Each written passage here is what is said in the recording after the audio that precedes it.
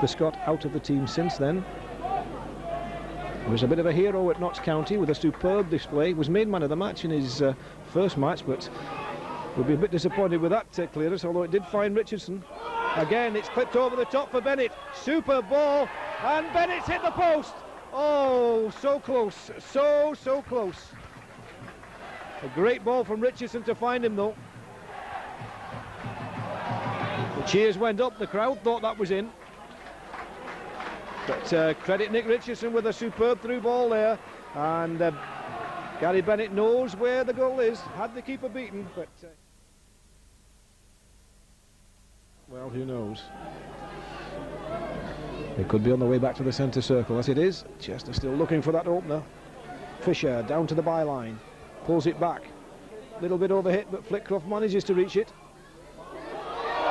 Richardson pulls it back, and well, you can see the effort of Stuart Rimmer there. If he'd only had eaten his porridge as a lad, he might have grown up bigger and been able to reach that one, but just couldn't quite make it.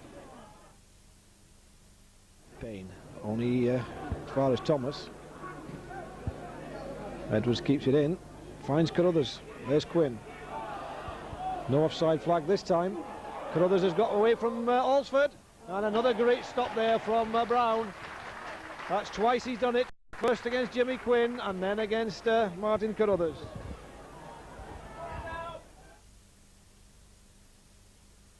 Spain, because Chester have two strikers on the bench in John Murphy and Rod MacDonald. That was a poor free kick there, which is virtually conceded possession. Jenkins just gets to it first, but Carruthers wins it back. There's space on the... Houghton's in a lot of space on the far side. Payne gets it to Quinn. Quinn tries another shot, and a terrific save from Brown, right down by his left-hand corner, and that would have been a disaster for Chester because it was a very poor free kick that gave possession away, and they nearly paid dearly.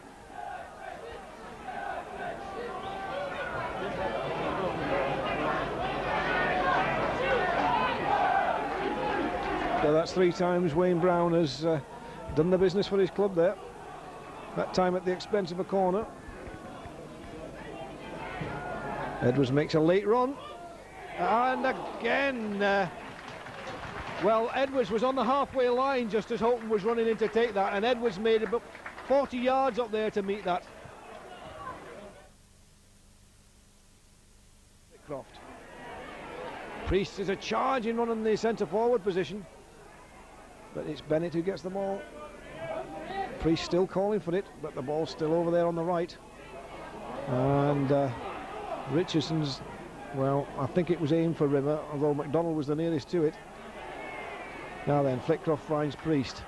Not so much space there now for Chris Priest. Bennett to the edge of the area, and his shot drags a left-footed shot just past the post. Not far off, but not quite close enough for Gary Bennett. Ian Jenkins. Again, he's caught in possession there by Houghton. Up forward for Carruthers. Quinn calling for the ball to the right. But Carruthers is gone all on his own. Oh, would you believe the coolness there of Neil Fisher? I don't believe it.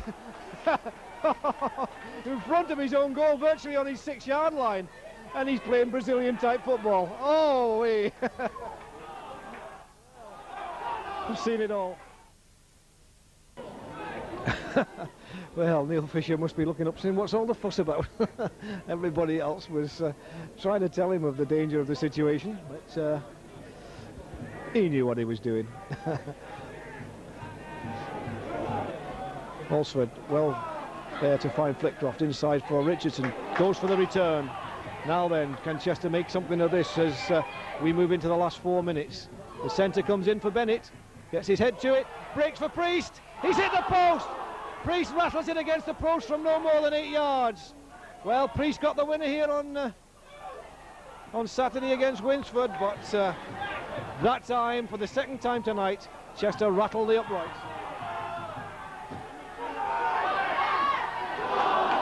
Well, ironically, 4 minutes into the game, Gary Bennett hit the post. 4 minutes from the end, it's Chris Priest who rattles the woodwork there. And it ended 0-0. But City could be very pleased with their efforts against league leaders Posh. You certainly couldn't accuse any of the players for letting their concentration wander onto FA Cup matters. Indeed, City were unlucky not to get a win.